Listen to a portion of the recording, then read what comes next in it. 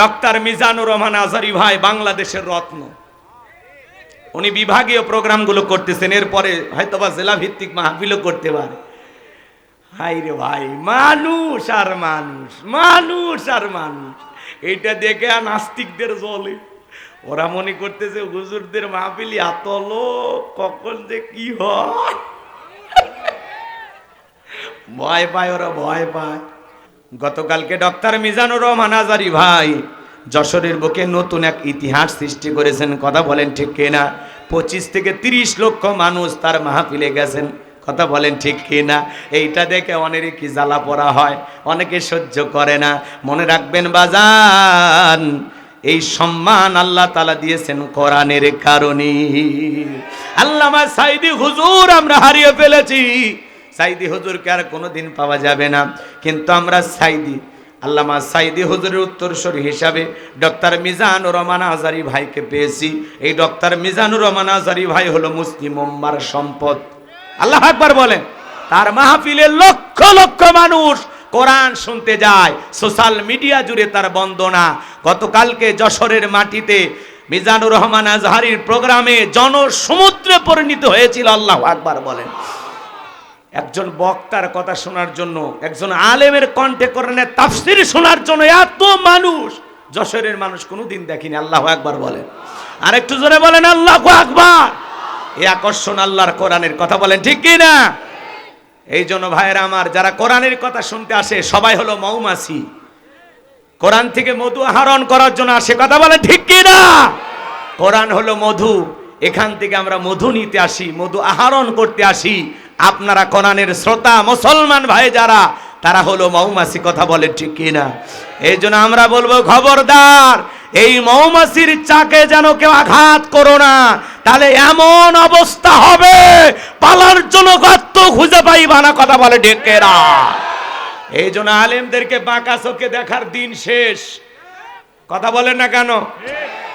আলেমদেরকে সম্মান করুন, মহাব্বত করুন, ভালোবাসুন। হেরে গেছে ওদের হিংসা, জিতে গেছে আমাদের ভালোবাসা। ডক্টর মিজানুর রহমান আজহারী ভাই যারা ষড়যন্ত্র করে দেশ থেকে বিতাড়িত করেছিল, ডক্টর মিজানুর রহমান আজহারী ভাই বীরের বেশে বাংলাদেশে ফিরে এসেছে। লাল গালিজার সংবর্ধনা দিয়ে তাকে কোরআনের মঞ্চে তুলে কোরআনের কথা মানুষ শুনতেছে। কথা বলে ঠিক কি না? কিন্তু যারা ষড়যন্ত্র করেছিল আজকে তারা দেশ ছাড়া হয়েছে। কথা বলে ঠিক কি না? লাল গালিজার শুভেচ্ছা তো দূরের কথা, ওদের পালানোর গর্তও নাই। কথা বলেন না কেন? এই জন্য খবরদার, আলেমদের গায়ে হাত দিবেন না, আলেমদেরকে নিয়ে কোনো ষড়যন্ত্র করবেন না। আল্লাহ যেন ওনাদের হেদায়েত দান করেন। কি যে যারা আলেমদের গায়ে হাত দেয় তারা লাঞ্ছিত হবে। কথা বলে ঠিক কি না? আল্লাহ ওদের হাত আবুল আহাবের মতো ধ্বংস করে দেবে। কথা বলে ঠিক কি না? লিল্লাহি তাকবীর। ডক্টর মিজানুর রহমান আজহারী ভাই বাংলাদেশের রত্ন। উনি বিভাগীয় প্রোগ্রামগুলো করতেছেন, এরপরে হয়তোবা জেলা ভিত্তিক মাহফিলও করতে পারে। হাই রে ভাই, মানুষ আর মানুষ, মানুষ আর মানুষ, এইটা দেখে নাস্তিকদের জ্বলে।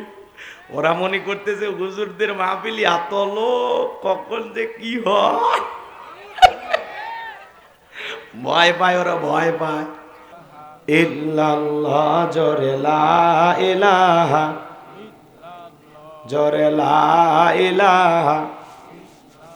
সাইদ ভাইয়ের মা, মুগ্ধ ভাইয়ের মা, ইয়ামিন ভাইয়ের মা, নাহিদ ভাইয়ের মা, তোমরা বড় ভাগ্যবতী, আনলে ধরায় আলোর জ্যোতি।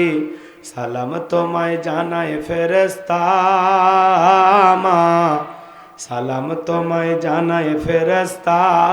লা ইলাহা ইল্লাল্লাহ জোরে লা ইল্লাল্লাহ জোরে লা। তাওরাতে লেখা ছিল রাসূলের নাম, ইনজিলে লেখা ছিল রাসূলের নাম। তাওরাতে লেখা ছিল রাসূলের নাম, ইনজিলে লেখা ছিল রাসূলের নাম। কোরআন পড়ে মোরা বুঝিলাম, তাওরাতে লেখা ছিল রাসূলের নাম, ইনজিলে লেখা ছিল রাসূলের নাম লা ইলাহা ইল্লাল্লাহ, জোরে লা ইলাহা ইল্লাল্লাহু মুহাম্মাদুর রাসূলুল্লাহ। জবান সে এক বাক্যে পড়ছি সাল্লাল্লাহু আলাইহি ওয়াসাল্লাম।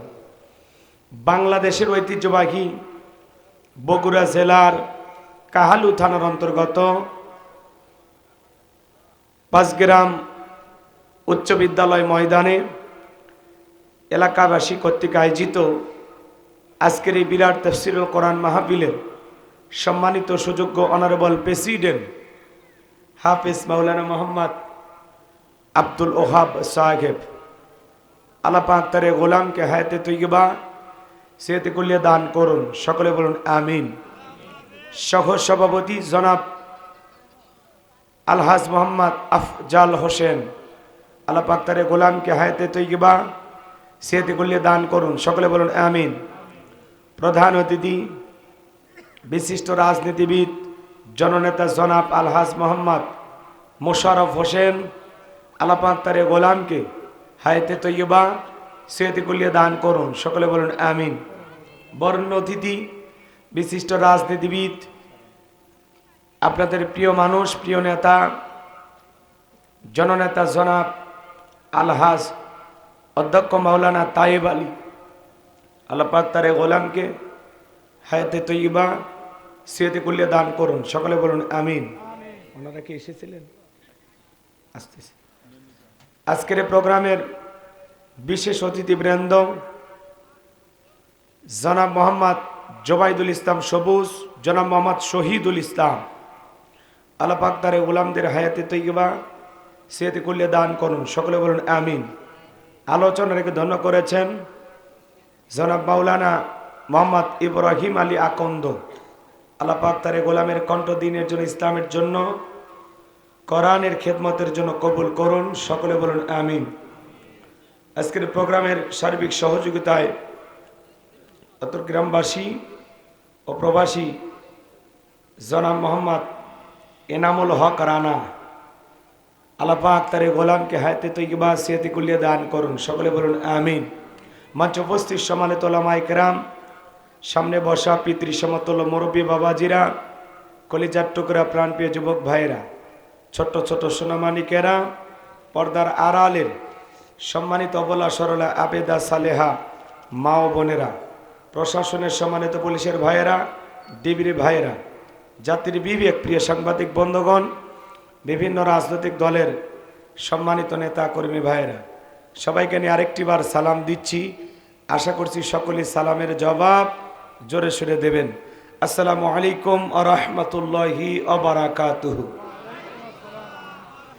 আমরা শুকরিয়া আদায় করতেছি সেই মহান রবের দরবারে, জালা পাক সুবহানাহু ওয়া তাআলা অত্যন্ত দয়া করে, করুণা করে, মায়া করে, মহব্বত করে, ভালোবেসে, পছন্দ করে এ প্রচণ্ড ঠান্ডার ভিতরে আরামের বিছানাকে ত্যাগ করে আল্লাহর কোরআন শোনার মহব্বতে আমাদেরকে যে মহান মনিব এই জান্নাতি পরিবেশে আসার বসার সুযোগ দান করলেন, সে মহান রবের দরবারে সেজদাবনত চিত্তে কালিমাতে শুকর আদায় করে পড়ছি আলহামদুলিল্লাহ। হয় নাই কৃপণতা অলসতা দূর করে মুসলমান হিসাবে চিৎকার মেরে বলুন আলহামদুলিল্লাহ। পড়ুন রব্বানা লাকাল হামদ হামদান কাসীরান তাইয়্যিবান মুবারাকান ফি। লক্ষ কোটি দরুদ সালাম মানবতার শ্রেষ্ঠ বন্ধু বিশ্বনবী বিশ্বনাথা, যে নবী আইয়ামে জাহিলিয়াতের যুগে আগমন করে অসভ্য মানুষগুলোকে সভ্য বানিয়েছেন, অভদ্র মানুষগুলোকে ভদ্র বানিয়েছেন, কোরআন নামের সংবিধান দিয়া, কোরআনের রাজ কায়েম কইরা, সোনালী যুগ উপহার দিয়া মদিনার পাক ভূমিতে শায়িত আছেন। সে রাসূলের প্রতি কলিজা ভরা মোহাব্বত নিয়ে পড়ছি দরুদ সালাম, সকলেই পড়ুন সাল্লাল্লাহু আলাইহি ওয়াসাল্লাম। সম্মানিত ভাইরা আমার, ভূমিকা দেওয়ার কোনো সুযোগ নাই, যেহেতু আজকের আয়োজক ভাইরা ভালো, এই মাহফিলে কালেকশন মুক্ত, মানে কোনো টাকা দেয়া লাগবে না, খালি শুনবেন। আজকে খালি নেওয়ার দিন, কথা কেন দেওয়ার দিন না। তো এই জন্য আমাকে বারবার বলতেছে হুজুর খুব গুরুত্বপূর্ণ কিছু বিষয় তুলে ধরবেন যাতে মানুষের উপকার হয়, যুবকদের জন্য ভালো হয়, মাতা পিতার খেদমত, নারীদের সব বিষয় নিয়ে ওয়াজ করা লাগবে হুজুর, মানুষ যেন হেদায়েত হয়। তাই আমি ওনাদের কথা চিন্তা ভাবনা করে বুঝতে পারলাম না যে কি বলি। যুবকদেরও ওয়াজ করা লাগবে, মা বোনেরও ওয়াজ করা লাগবে, পিতা মাতা, এতগুলো ওয়াজ আছে কোথায়? তো চিন্তা ভাবনা করে একটা লম্বা আলোচনা করার পরিকল্পনা নিয়েই আপনাদের খেদমতে সূরা লোকমান থেকে আজকে আলোচনা করব ইনশাআল্লাহ, যেখানে সব আছে। কথা কি বোঝেন নাই? সব আছে। যারা দাঁড়িয়ে আছেন একটু মেহরবানি করে ভিতরে এসে বসেন ভাই, সামনে দাঁড়িয়ে থাকলে দেখতে খারাপ দেখায়। এই যে মুরব্বী বাবাজি মাইক ধরে কিন্তু কথাটা বলছে, আপনারা গায়ে নিলেন না। আর যে সামনে যে লাইট এরকম করে ওইটা একটু নিভায় দেন, ওইটা চোখে একটু আমাকে কষ্ট দিচ্ছে। ডেকোরেটর ভাই কই? ওই লাইট বন্ধ করে দেন।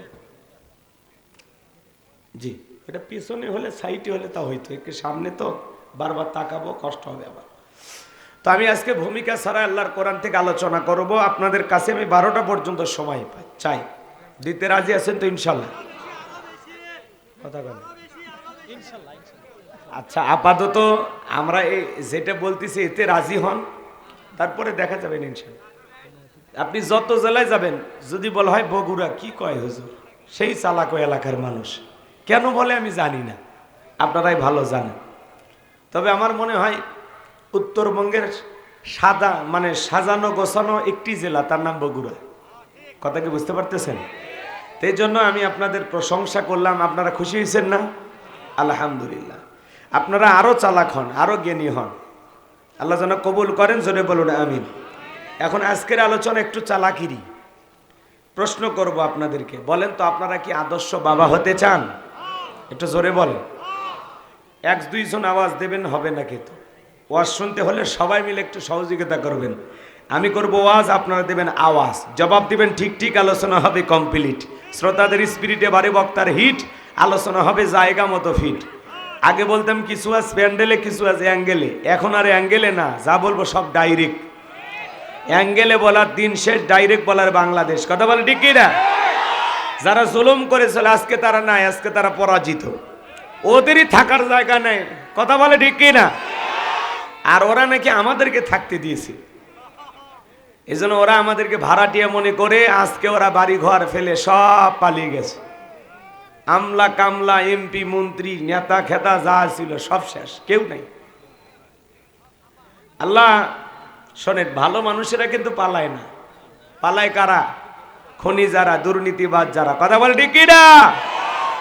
চোর ডাকাত এদের ভিতরে ভয় থাকে, ভালো মানুষের ভিতরে ভয় আছে? ভালো মানুষ বলবে আমি তো কিছুই করিনি, তাই আমি পালাবো কেন? কথা কি বুঝতে পারতেছেন? তো এই জন্য এই সৎ মন মানসিকতা আমাদের থাকার দরকার আছে না নাই? আল্লাহ দেশের সকল মানুষকে ভালো হওয়ার তৌফিক দান করুন। একটু জোরে বলুন আমিন। আপনারা কি আদর্শ বাবা হতে চান? সন্তানকে আদর্শ মানুষ হিসেবে গড়ে তুলতে চান? আপনি যদি আদর্শ বাবা হতে চান, আদর্শ পিতা হতে চান, আপনার সন্তানকে আদর্শ সন্তান হিসেবে গড়ে তুলতে চান, তাহলে আজকে আমার আলোচনা আপনাদের শোনা লাগবে। খুবই গুরুত্বপূর্ণ এবং জীবন ঘনিষ্ঠ বিষয়। আল্লাহু আকবার বলেন। আমি আপনাদের সামনে কথা বলবো পবিত্র কোরআনুল কারীমের 31 নম্বর সূরা।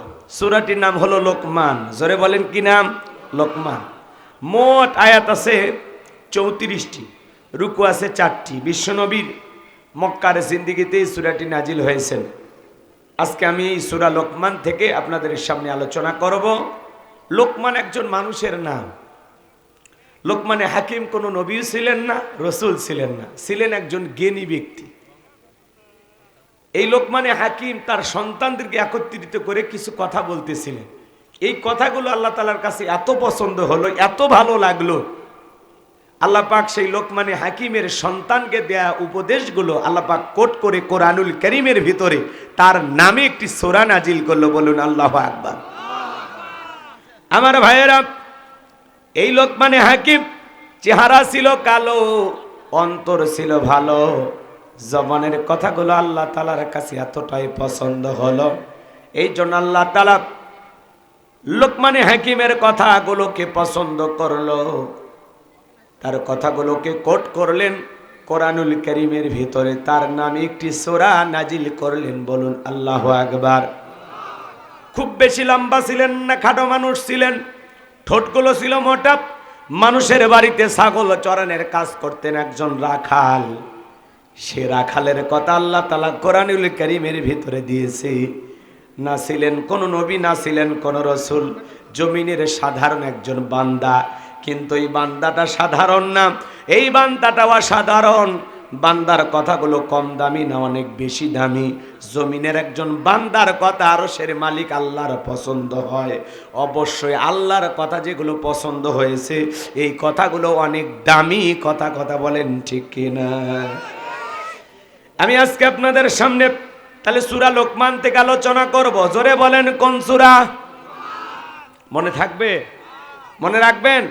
আপনাদের উত্তর পাড়ার লোকমান না, এটা লোকমানে হাকিম। লোকমান নামে লোক আছে না? এখানেও থাকতে পারে। লোকমান কার নাম? হাত তোলেন তো দেখি। কারো নাম আছে? নাই, মারা গেছে। আপনাদের গ্রামে ছিল, মারা গেছে। আচ্ছা ঠিক আছে, আপনার যেটাও ছিল। লোকমান নামের অনেক মানুষ সমাজে পাওয়া যায়। আল্লাহ জানো যে ব্যক্তিগুলো মারা গেছে, যাদের কথা আপনারা বললেন, আল্লাহ যেন তাদের কবরগুলো জান্নাতের বাগান বানায় দেন। জোরে বলুন আমিন। তাহলে চলুন আলোচনা শুরু করা যাক। কোনো ভূমিকা নাই, সময়টা কাজে লাগায়। কি রাগ করছেন? শোনেন, সন্তানদেরকে আদর্শ মানুষ হিসেবে গড়ে তুলতে হবে। গরুর পেট থেকে জন্ম নিলে এটা কি? গরুর বাচ্চা। ছাগলের পেট থেকে জন্ম নিলেই ছাগলের বাচ্চা। কিন্তু মানুষের পেট থেকে জন্ম নিলেই ওটা মানুষের বাচ্চা হয় না, ওকে মানুষের মতো মানুষ হিসেবে গড়ে তোলা লাগে। কথা বলে ঠিক কিনা? দেখেন না, অনেক স্কুল কলেজে মাদ্রাসায় সন্তানদেরকে পিতামাতারা নিয়ে যায়, অভিভাবকেরা নিয়ে যায়, হাতে তুলে দেয়, বলে হুজুর আমার ছেলেটাকে মানুষ বানাবেন। তার মানে ও এখনো মানুষ হয়নি। কথা বলেন না? তাহলে সন্তানকে মানুষের মতো মানুষ বানাইতে হলে কি কাজ করা লাগবে, কি উপদেশগুলো দেওয়া লাগবে, আজকের আলোচনা থেকে সেই বার্তা আমি আপনাদেরকে দেব। যেই কথাগুলো আল্লাহ তাআলা ১৫০০ বছর আগে বলেছেন, সেই কথাগুলো আমি শুধু আপনাদেরকে একটু সুর তুলে বলে দেব। কথা আমার না, কথা ওই বাসিওয়ালা। আমি খালি একটু সুর তুলব, অ্যাডভাইস করব। আমার জবানের কথা না, কথা কার? তাহলে আল্লাহর কোরআনের কথা শুনতে রাজি আছেন তো ইনশাআল্লাহ? তাহলে জবান ছেড়ে সবাই একটু মহব্বতে আমার সঙ্গে তেলাওয়াত করুন। আউযু বিল্লাহি মিনাশ শাইতানির রাজিম। বিসমিল্লাহির রাহমানির রহিম। বিতাড়িত মুরদাদ শয়তানের কাছ থেকে আল্লাহ পাকের কাছে আশ্রয় প্রার্থনা চাচ্ছি। পরম করুণাময় অসীম দয়ালু আল্লাহ তাআলার নামে শুরু করছি। আমার আল্লাহ রাব্বুল আলামিন বলেন, ওয়ালাকাদ আতাইনা লুকমানাল হিকমাতা আনিশকুরু লিল্লাহ ওয়া মান ইয়াশকুর ফাইন্নামা ইয়াশকুরু লিনাফসিহি ওয়া মান কাফারা ফাইন্নাল্লাহা গনিয়্যুন হামিদ।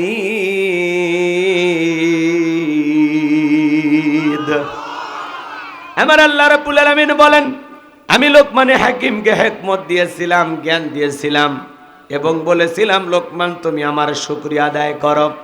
লোকমানে হাকিম আমার শুকরিয়া আদায় করেছিল। আমার আল্লাহ রাব্বুল আলামিন ডেকে বলেন, যারা শুকরিয়া আদায় করে সে তার নিজের জন্যই আদায় করে, এতে তাদের নিজেদের লাভ।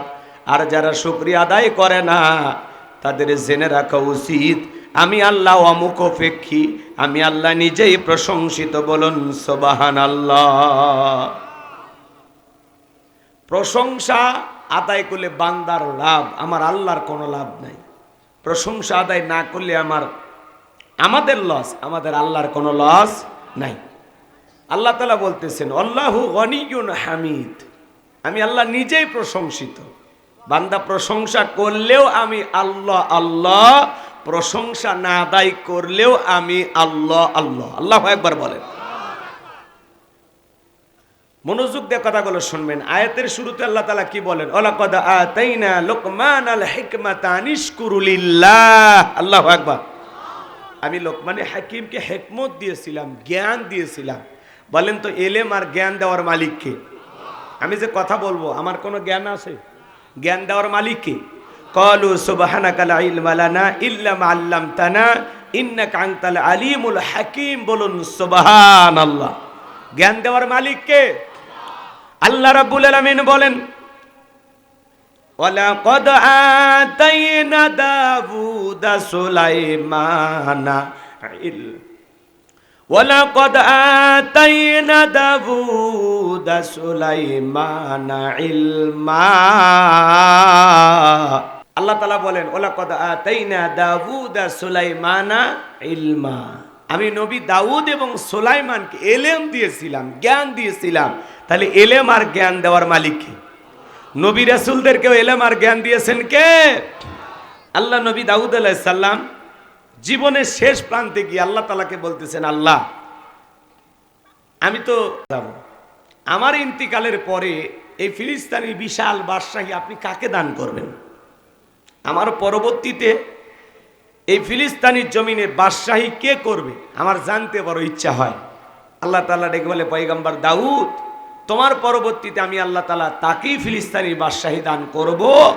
আমার পক্ষ থেকে নিয়ামত এবার একটা সিন্দুক যাবে, ওই সিন্দুকের ভিতরে 3টা জিনিস থাকবে। যে বলে দিতে পারবে, বুঝতে পারবেন পয়গম্বর আমি আল্লাহ পাক তাকেই ফিলিস্তিনির বাদশাহী দান করব। চিৎকার মেরে বলুন সুবহানাল্লাহ। ভালো করে বোঝার চেষ্টা করবেন আমার ভাইয়েরা। যেই নবী দাউদ জাবুর কিতাব তিলাওয়াত করলে সমুদ্রের মাছগুলো পর্যন্ত কিনারায় ভিড় জমায়া দিত, সেই নবী দাউদ যখন আল্লাহ তাআলার কাছ থেকে জানতে পারলেন নবী দাউদের ইন্তেকালের পরে আল্লাহ তাআলা তাকে ফিলিস্তিনি বাদশাহী দান করবেন, আল্লাহর পক্ষ থেকে নিয়ামত এবার একটা সিন্দুক আসবে।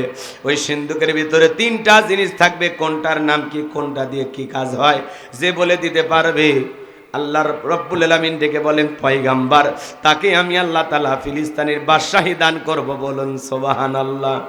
এইবার নবী দাউদ হাজার হাজার জনতার সামনে ওয়াজ করে, ও দেশের জনগণ শোনো দিয়া মন, আমি নবী দাউদ তোমাদেরকে একটা প্রশ্ন করতে চাই। আল্লাহর পক্ষ থেকে একটা নিয়ামতে ভরা সিন্ধুক আসবে, ওই সিন্ধুকের ভিতরে 3টা জিনিস থাকবে। কোনটার নাম কি, কোনটা দিয়ে কি কাজ হয়, তোমরা কি কেউ বলে দিতে পারবা? সমস্ত মানুষের মাথা নত করে যায়। পয়গম্বরের প্রশ্নের উত্তর কেউ দিতে পারলো না ভাই। এইভাবে কয়েকটা দিন অতিবাহিত হয়ে গেল। আল্লাহ নবী দাউদ চিন্তা করলো, এত জায়গায় সংবাদ পৌঁছাইলাম, কেউ তো বলতে পারলো না, নিজের ঘরেও দাওয়াত দেওয়ার দরকার আছে না নাই? এই কথা ভেবে আল্লাহ নবী দাউদ আলাইহিস সালাম তার সমস্ত ছেলেদেরকে একত্রিত করলেন, কন্যা সন্তানদেরকে একত্রিত করলেন। আল্লাহ নবী দাউদ আলাইহিস সালাম ছেলে মেয়ের সংখ্যা ছিল 40 জন। জোরে কোন মারহাবা। কয়জন? আর আমাদের স্লোগান সন্তান 2টার বেশি নয়, একটা হইলে ভালো হয়। আর আমার স্লোগান না হইলে আরো ভালো হয়, খালি টোনার টুনি, বাইসে থাকতে ডিস্টার্ব করার কেউ নাই, মরার পরে কান্দারও কেউ নাই। এটা কিন্তু মুসলমানের স্লোগান না, এটা তাম পৃথিবীর ইহুদি খ্রিস্টানেরা কৌশলে মুসলমানের মাথার মধ্যে এই ভাইরাসটা ঢুকে দিয়েছে। সন্তান 2টার বেশি নয়, একটা হইলে ভালো হয়। ভালো করে বলেন তো বাজান, এই তাম পৃথিবীতে 700 কোটির উপরে মানুষ। গত কয়েকদিন একটা জরিপ করা হয়েছে, পৃথিবীতে বর্তমানে 800 কোটি মানুষ পার হয়ে গেছে। সংখ্যায় যদি আমরা 200 কোটির একটু বেশি, বলেন তো বাজান, আজকে যদি আমাদের সংখ্যা 350 বা 400 কোটি মুসলমান আমরা হতে পারতাম, পৃথিবীর জালেমেরা মুসলমানের রক্ত দিয়ে খেলা করা তো দূরের কথা, মুসলমানের দিকে বাঁকা চোখে তাকানোর সাহস পৃথিবীর কোনো জালেমের ছিল না। কথা বলেন ঠিক কিনা? সংখ্যায় আমরা কম, এই জন্য জালেমেরা হয়েছে আমাদের জম। কথা বলেন ঠিক কিনা? এই জন্য মুসলমানের সংখ্যা বাড়ানোর দরকার আছে না নাই? রিজেক্ট দেবেন কি? দিনাজপুরে ওয়াজ করতে গেলাম, এক মুরব্বী সন্তান কোলে নিয়ে আসছে, বলে হুজুর দোয়া করেন। আমি তখন বললাম, চাচা আমি এটা কি নাতি হয়? কয় নাতি মানে এটা 11 নাম্বার। কি কয় চাচা? আগেকার মানুষ এত পদ্ধতি মানত না। আগেকার মানুষের সন্তানদের হিসাব করেন অনেকগুলো। আচ্ছা, এক বাপের এক বাটা মানুষ গেলে আমাদেরকে বলে, হুজুর এই যে আমার এটা একমাত্র ছেলে, একটাই। আমি কইছি আর নাই? কইছে না হুজুর একটাই। তা মারামারি লাগলে ওই বাড়ির থেকে লাঠি বের হবি কয়টা? একটা। কথা কন। কিন্তু একটা লোকের যদি 10-12টা বেটা হয়, মারামারি করতে গেলে কটা বের হবে? যদিও মারামারি করার দরকার নাই, আমি এমনি বলতেছি। একটা বংশে যদি 30-40-50 জন চাচাতো মামাতো জেঠাতো ভাই দিয়ে মনে করেন একটা পরিবার হয়, ওদের দেখে মানুষ ভয় করে। আর এক বাপের এক বেটা দেখে কেউ ভয় করে? অকবে তো কেউ নেই রে দুনিয়া, তো মানলে কথা কন ঠিক কিনা? এই জন্য সংখ্যা বাড়ান লাগবে। আমার গ্রামে একজন মানুষ 17টা ছেলে মেয়ে, 2টে বেটা, 15টাই বেটি। কথা বুঝছেন? আপনার রাগ করতেছেন আমার কথা? সংখ্যা বাড়ানোর দরকার আছে না? না, আমরা সংখ্যায় যদি বেশি হতে পারি, জালেমেরা এমনি ভয় পাবে। কথা কন ঠিক কিনা? আমার ভাইয়েরা, এই জন্য এটা ইহুদি বেঈমানদের স্লোগান, ওইটা খ্রিস্টানদের স্লোগান, ওইটা মুসলমানের স্লোগান না। পরিবার পরিকল্পনা করা ভালো। এই ছেলেকে ডাক্তার বানাবো, এর ইঞ্জিনিয়ার বানাবো, এর মুফতি মুহাদ্দিস বানাবো, এলাকার বড় মসজিদের ইমাম বানাবো। সন্তানদেরকে নিয়ে পরিবার পরিকল্পনা করা ভালো, কিন্তু আমরা করি মারিবার পরিকল্পনা। কোন ট্যাবলেটে টেনশন মুক্ত? কথা কয় না? আপনারা রাগ করেন? পরিবার পরিকল্পনা করা ভালো, কিন্তু আমরা করি হলো মারিবার পরিকল্পনা। কথা বলেন ঠিক কিনা? আমার ভাইরা, আমি লম্বা করো মানে, আল্লাহ নবী দাউদ আলাইহিস সালাম ডেকে বলেন, ও আমার সন্তানেরা, আল্লাহর পক্ষ থেকে নিয়ামত এবার একটা সিন্ধুক আসবে। ওই সিন্ধুকের ভিতরে 3টা জিনিস থাকবে। কোনটার নাম কি, কোনটা দিয়ে কি কাজ হয়, তোমরা কি কেউ বলে দিতে পারবা? পয়গম্বরের বড় ছেলে বলতে পারে না, মেজো ছেলে বলতে পারে না, সবার 19 বছরের টকবগে যুবক, নাম তার সুলাইমান, হাত তুলে বলেন লাব্বাইক আব্বাজান, আপনি যদি অনুমতি দেন আমি সুলাইমান বলে দিতে পারবো। ওই সিন্ধুকের ভিতরে 3টা জিনিস কি কি থাকবে, কোনটার নাম কি, কোনটা দিয়ে কি কাজ হবে, জোরে বলেন মারহাবা। আল্লাহ নবী দাউদ ডেকে বলে, বাবা তুমি ছোট মানুষ, না বুঝে একটা কথা বলো। নবী সুলাইমান ডেকে বলে, আব্বাজান আমার একেবারে ছোট মনে করবেন না, আমার বয়স যখন 14-15 হয়ে গেছে, আমি যখন জঙ্গলের পাশ দিয়ে হেঁটে যাই, ওই জঙ্গলের একটা প্রাণী আর একটা প্রাণীর সাথে, একটা পশু আর একটা পশুর সাথে কি কথা বলে, কোন ভাষায় কথা বলে, আমি পশু প্রাণীর ভাষাও বুঝতে পারি। জোরে বলেন মারহাবা। ও আব্বাজান আমার একেবারে ছোট মনে করবেন না। দূর আকাশে পাখি ডানা মেলে উড়ে যায়, একটা পাখি উঠতে গিয়ে আর একটা পাখির সাথে কি কথা বলে, কোন ভাষায় কথা বলে, আমি সুলাইমান পাখিদের ভাষাও বুঝতে পারি। বলুন সুবহানাল্লাহ। নবী সুলাইমানকে আল্লাহ পাক এমন ক্ষমতা, এমন ইলম দিয়েছিলেন, পিপিলিকার ভাষাও পর্যন্ত বুঝতেন। সেই নবী সুলাইমান বলে দেবে সিন্ধুকে 3টা জিনিস কি কি আছে, কোনটার নাম কি, কোনটা দিয়ে কি কাজ হবে। আপনারা কি শুনবেন? কারা কারা শুনবেন? 2 হাত তুলে দেখান। লিল্লাহে তাকবীর। একটু জোরে আওয়াজ দেন, লিল্লাহে তাকবীর। আমার আল্লাহ রাব্বুল আলামিন বলেন, ওয়ালা ক্বাদ আতাইনা লুকমানাল হিকমাতা আনিশকুর লিল্লাহ ওয়া মান ইয়াশকুর ফা ইন্নামা ইয়াশকুরু লিনাফসিহি ওয়া মান কাফারা ফা ইন্নাল্লাহা গনিয়্যুন হামিদ। আল্লাহ রাব্বুল আলামিন বলেন, আমি লোকমানে হাকিমকে হিকমত দিয়েছিলাম, ইলম দিয়েছিলাম, জ্ঞান দিয়েছিলাম, এবং বলেছিলাম লোকমান তুমি আমার শুকরিয়া আদায় করো। লোকমানে হাকিম শুকরিয়া আদায় করার কারণে লোকমানে হাকিমের সম্মান মর্যাদা বাড়িয়ে দিয়েছেন কে? আমার আল্লাহ ডেকে বলেন, যারা প্রশংসা আদায় করে, কৃতজ্ঞতা আদায় করে, শুকরিয়া আদায় করে, সে তার নিজের জন্য আদায় করে। আর যারা কৃতজ্ঞতা আদায় করতে চায় না, শুকরিয়া আদায় করতে চায় না, আমি আল্লাহ রাব্বুল আলামিন জানিয়ে দিলাম, যারা কৃতজ্ঞতা প্রকাশ করতে চায় না তাদেরকে জানিয়ে দাও, আমি আল্লাহ অমুখপেক্ষী, আমি আল্লাহ কারো মুখপেক্ষী নই। পুরো দুনিয়ার মানুষ আমার মুখপেক্ষী, কিন্তু আমি আল্লাহ কারো মুখপেক্ষী নই। আল্লাহু গনিয়্যুন হামিদ, আমি আল্লাহ নিজেই প্রশংসিত। চিৎকারে মেরে বলুন সুবহানাল্লাহ। তামাম পৃথিবীর মানুষ যদি একত্রিত হয়ে আল্লাহকে আল্লাহ বলে ডাক দেয়, আল্লাহর সম্মান মর্যাদা বাড়ে না। তামাম পৃথিবীর মানুষ যদি একত্রিত হয়ে আল্লাহকে আল্লাহ বলে না ডাক দেয়, আমার আল্লাহর সম্মান মর্যাদা কমে না। আপনি ডাকলেও আমার আল্লাহ আল্লাহ, না ডাকলেও আমার আল্লাহ আল্লাহ। 5 বছর পরে ভোট দিয়ে নির্বাচন করে আল্লাহ হয় না। তাহলে আল্লাহর শুকরিয়া আদায় করলে কার লাভ? আমাদের লাভ। ভালো করে বুঝবেন, শুকরিয়া আদায় না করলে কার লস? আমাদের লস। তার মানে আপনি ডাকলেও আমার আল্লাহ আল্লাহ, না ডাকলেও আমার আল্লাহ আল্লাহ। কেন শুকরিয়া আদায় করবেন না? কেন আদায় করবেন না? শুকরিয়া আদায় করলে বান্দার সম্মান মর্যাদা বৃদ্ধি করে দেবেন কে? আরেকটু জোরে বলেন কে?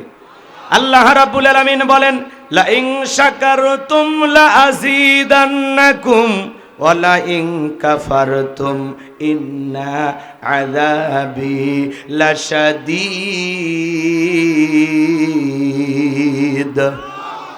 আল্লাহ ডেকে বলেন, নিয়ামত পাওয়ার পরে যারা শুকরিয়া আদায় করে আমি আল্লাহ পাক তাদের নিয়ামতগুলোকে বাড়ায় দেই। আর যারা নিয়ামত পাওয়ার পরে না শুকরিয়া আদায় করে, অকৃতজ্ঞ হয়, আমি আল্লাহ তাআলা তাদের নিয়ামতগুলোকে ছেনায় নেই। তাদের জন্য রয়েছে কঠোর আযাব, শাস্তির ব্যবস্থা। জোরে বলুন নাউজুবিল্লাহ। তাহলে সব সময় প্রশংসা হবে কার? কেন আল্লাহর প্রশংসা আদায় করবেন না?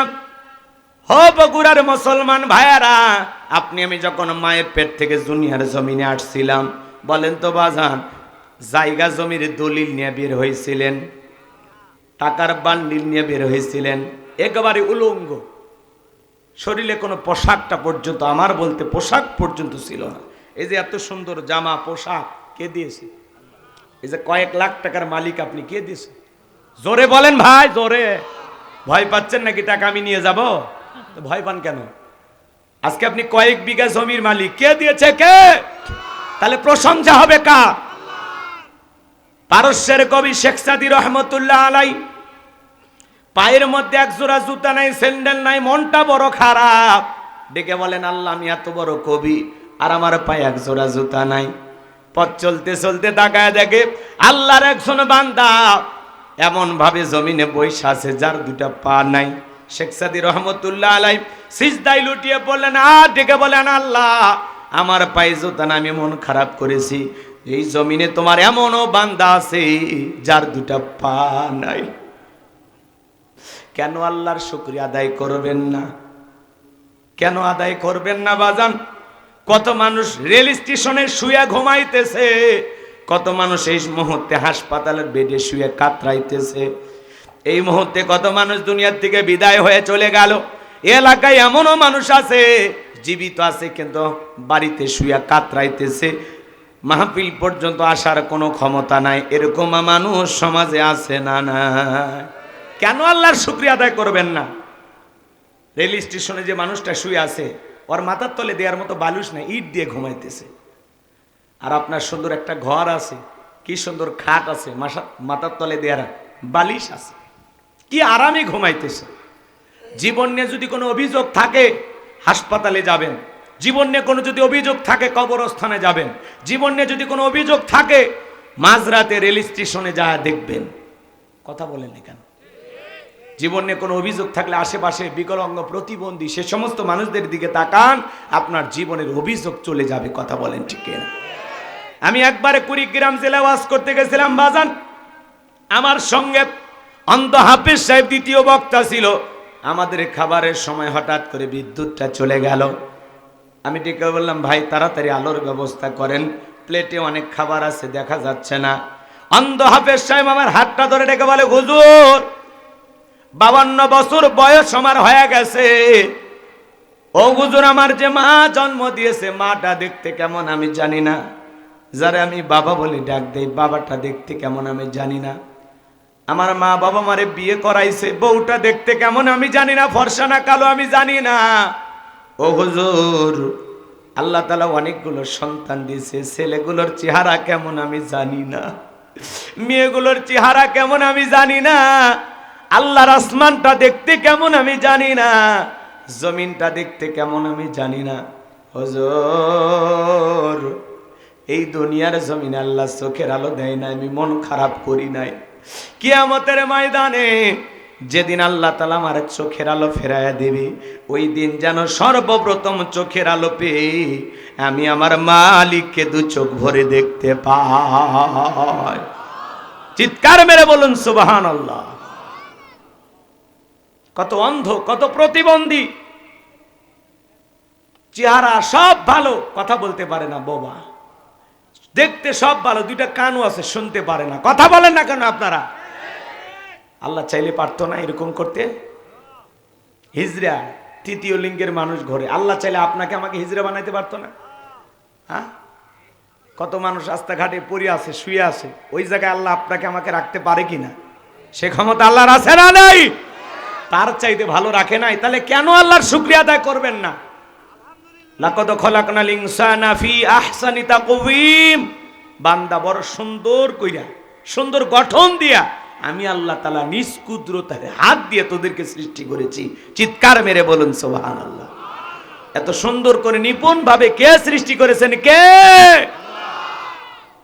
এত সুন্দর পা থেকে মাথা পর্যন্ত পুরোটা দেহের ভিতরে যদি হিসাব করেন, কোটি কোটি টাকার সম্পদ আল্লাহ আপনাকে দিয়েছেন।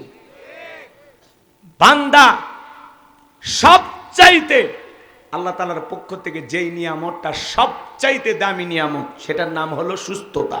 এই যে সুস্থ আছি, ভালো আছি, চলতে পারি, বলতে পারি আলহামদুলিল্লাহ। কিন্তু আমরা এই সুস্থতা যে আল্লাহর বড় নিয়ামত কখন টের পাই? যখন একটু অসুস্থ হই। যখন একটু অসুস্থ হয়, কুদতে কুদতে ডাক দেয়, আল্লাহ আল্লাহ আমার কেলে হলো, আল্লাহ আল্লাহ, কথা কয় না। তখন উঠতে বসতে কোতে আর আল্লাহ ডাক দেয়, কোতে আর আল্লাহ ডাক দেয়। আল্লাহ যখন দয়া করে একটু সুস্থতা দান করে, এমন ভাব নিয়ে চলা ফেরা করে, মনে হয় জীবনে কোনো রোগ তার স্পর্শই করেনি। কথা বলে ঠিক কিনা? আমরা বিপদে পড়ে আল্লাহকে ডাক দিই, বিপদে পড়ে ফেলি চোখের পানি। আল্লাহ বলে, তোরা যে কত নাম্বার সিটার আমি আল্লাহ ভালো করে জানি। আমাদের জীবনে সিটারই দিয়ে ভরা। রাগ করতেছেন আপনারা? ভাই কেন আল্লাহর শুকরিয়া আদায় করবেন না বলেন? আল্লাহ ভিক্ষুক না বানায়া পরিশ্রম করার ক্ষমতা দিয়েছেন। আপনি রিক্সা চালান, ভ্যান চালান, আলহামদুলিল্লাহ। কল্যাণপুর বাজারে একটা দোকান আছে, আলহামদুলিল্লাহ। কত মানুষ এখানে একটা দোকান দেওয়ার জন্য স্বপ্ন দেখে। কথা বলেন? আপনি সৌদি আরব প্রবাসী, মালয়েশিয়া প্রবাসী, আলহামদুলিল্লাহ।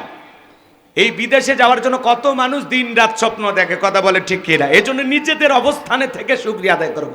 আল্লাহ যাকে যতটুকু দিয়েছেন ততটুকু পেয়ে আলহামদুলিল্লাহ, আলহামদুলিল্লাহ। কথা বলেন না কেন? যদি জিজ্ঞাসা করে, ভাই কেমন আছেন, একটু জোরে বলেন। আপনারা সবাই কেমন আছেন? আলহামদুলিল্লাহ। অনেকে প্রশ্ন যখন করে, ভাই কেমন আছে, এই গরিবের থাকা না থাকা, ভাই আমাদের এই দিন যায় কোনো মতে, আর কি আসি আর কি কোনো মতে, এই আর কি আলহামদুলিল্লাহ। মানে অনেক কষ্টের পরে মধ্যে আলহামদুলিল্লাহ বের হয়। এরকম লোক আছে না নাই? এক ইমাম সাহেব, তার এক মুসল্লি সামনে দিয়ে হেঁটে যায়, কয় ভাই কই যাচ্ছেন? বলতেছে আমি ধাপের হাটে যাচ্ছি। কেন? কই গরু কেনার জন্য। তো বলছে একটু ইনশাল্লাহ বলেন। তখন বলতেছে হাটে আছে গরু, পকেটে আছে টাকা, মাঝখানে ইনশাল্লাহ কেন বল লাগবে? এই হুজুর মানুষের খালি আলু ভর্তার লোক দেয়। কথা বোঝেন নাই? এইবার ধাপের হাটে যায়, বোঝেনি তো, গরু দেখে পছন্দ হয়েছে, পকেটে হাত দেয়, পকেট খালি লম্বা হয়, লক্ষণ ভালো না খারাপ? এইবার মনে করেন পকেট মারে, আস্তে করে পকেট মেরে দিছে, ছিনতাইকারী বা চোর যারা আছে ওরা চুরি করে নিছে। এইবার আবার এই ইমাম সাহেবের সাথে দেখা, বলতেছে ভাই গরু, কয় গরু কেনা হয় না, ইনশাল্লাহ বাড়ির যাচ্ছি, টাকা চুরি হয়ে গেছে, ইনশাল্লাহ বাড়ির যাচ্ছি। কথা কয় না? হুজুর দেখা হবে, ভালো থাকেন, ইনশাল্লাহ বাড়ির যাচ্ছি। মানে সেই ইনশাল্লাহ বললোই চালান পাতি হারানের পরে। তা আমরাও যখন বিপদে পড়ি তখন বারবার আল্লাহরে ডাকতে মনে হয়, আল্লাহ আল্লাহ আল্লাহ তুমি ছাড়া কেউ। আমার যে রোগ হচ্ছে, ডাক্তার কাছে আর বাঁচবো না, ক্যান্সার, কোনো অ্যান্সার নাই, আমি আর বাঁচবো না। কথা কন?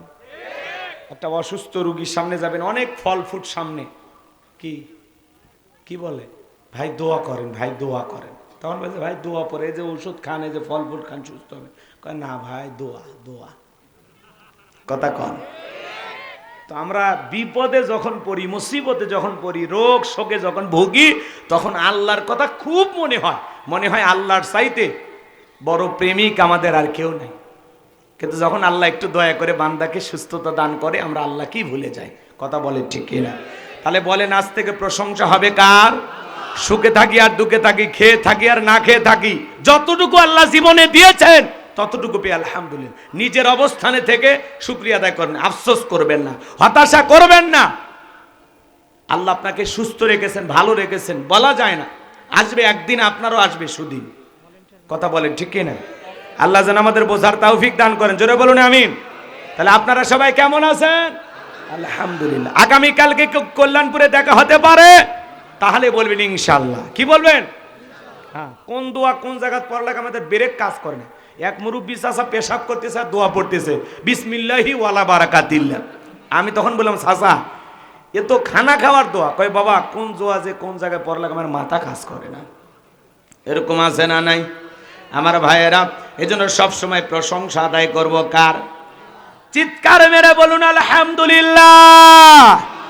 তাহলে সকাল বিকাল সন্ধ্যা সব সময় আজ থেকে জিকির চালু হবে কার? মনে থাকবে তো মুসলমান।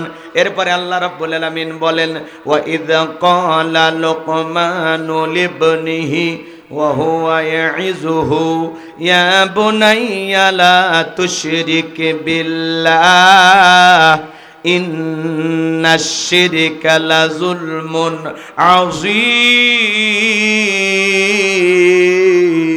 আযীম।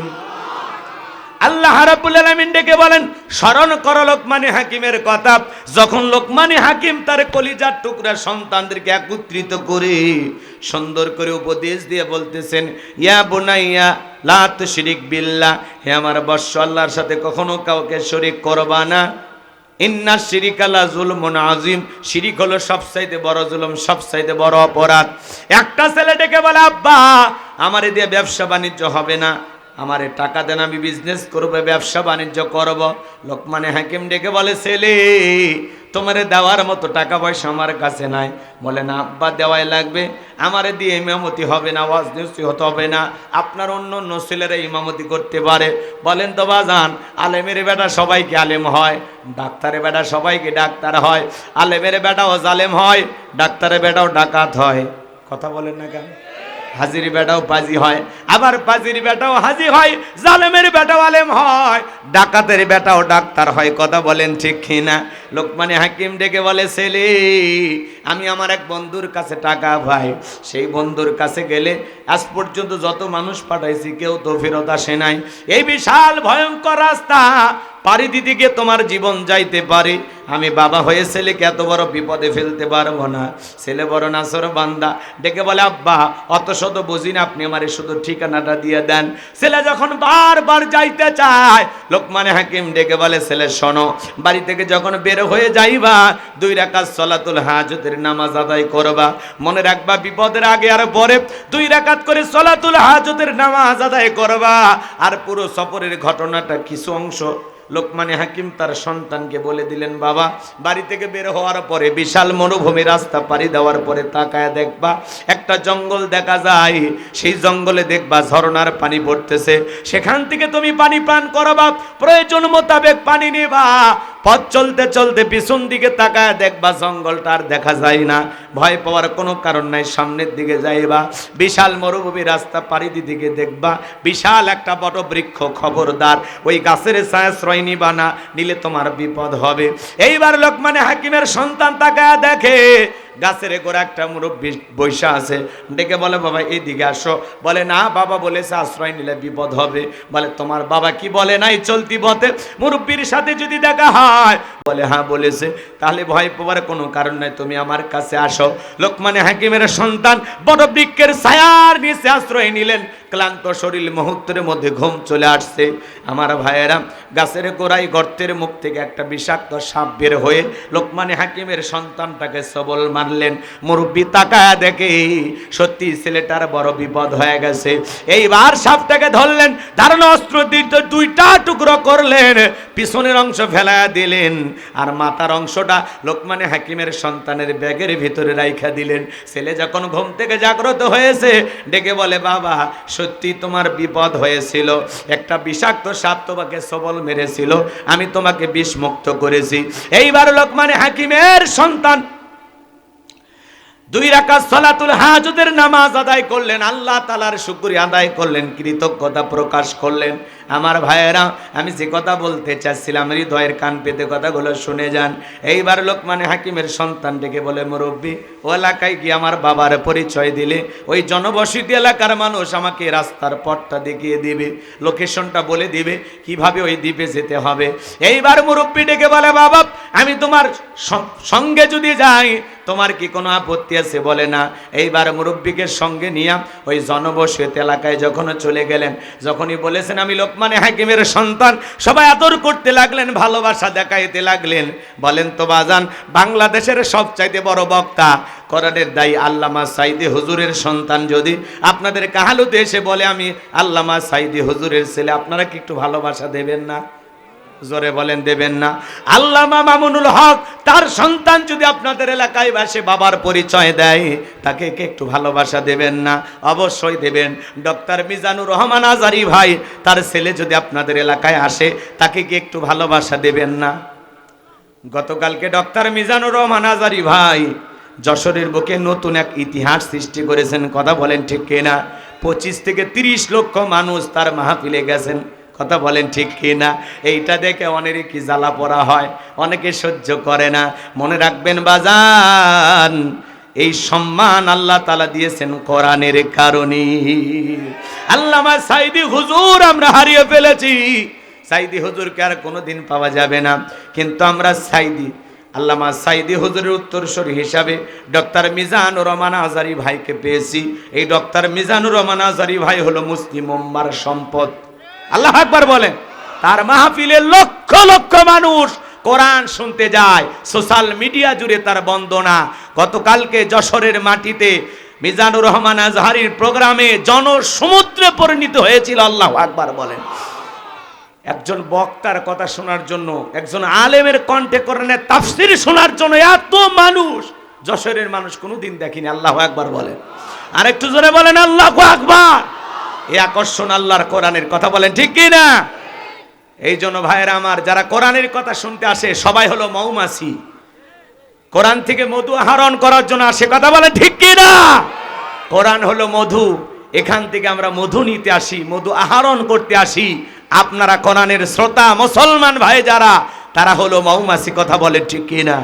এই জন্য আমরা বলবো, খবরদার, এই মৌমাছির চাকে যেন কেউ আঘাত করো না, তাহলে এমন অবস্থা হবে পালার জন্য গর্ত খুঁজে পাইবা না। কথা বলে ঢেকেরা। এই জন্য আলেমদেরকে বাঁকা চোখে দেখার দিন শেষ। কথা বলেন না কেন?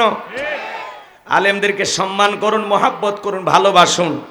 হেরে গেছে ওদের হিংসা, জিতে গেছে আমাদের ভালোবাসা।